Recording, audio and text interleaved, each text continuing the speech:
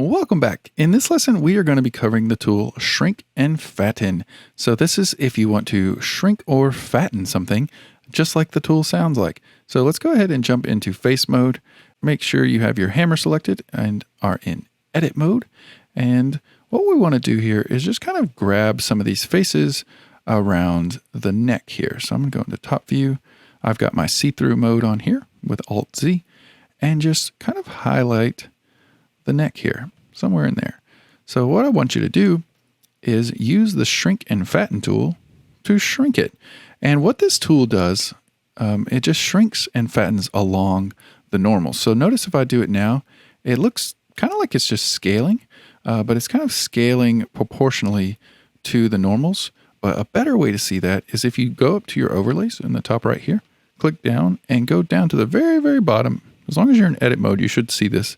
It says normals down here, and there's all these different ways to see your normals, but I like to use these little, the third one here. It looks like a little hair coming out. And if you increase the size, notice what's happening to our hammer. We've got these little hairs that are popping up. So if we deselect some of these, just hold Control and click around these. Just kind of deselect these side ones here. So now we only have the top and the bottom of our hammer selected. And notice that the normals are facing up and facing down. So now if we shrink, it's just going to shrink those along the normals. So that's what the Shrink and Fatten does.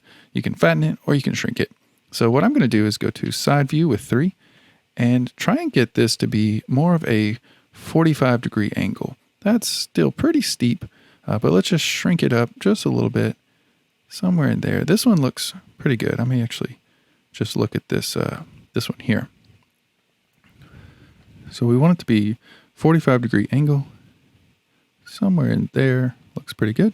Just like a nice 45. And then here, let's go ahead and go to edge mode and do double click or alt click and get this whole loop right here. And go back to our side view with 3. And we're going to hit GG. And just move that down. And notice the yellow line here that's appeared. That's kind of what's cool about the edge slide is that it's going to slide down the axis.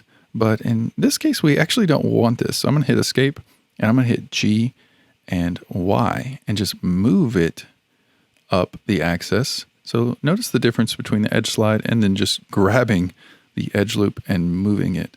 So what I'm doing here is just getting more of a 45-degree angle somewhere in here, and that's going to get it to where we don't need supports, and we can just bridge this right here. And so that looks pretty good. So that is the Shrink and Fatten tool. Notice if we turn our X-ray mode off, we've got a nice looking hammer here. Still a little bit of work to go. So let's go ahead and jump into the next video where we're going to talk about the next tool, which is the push and pull.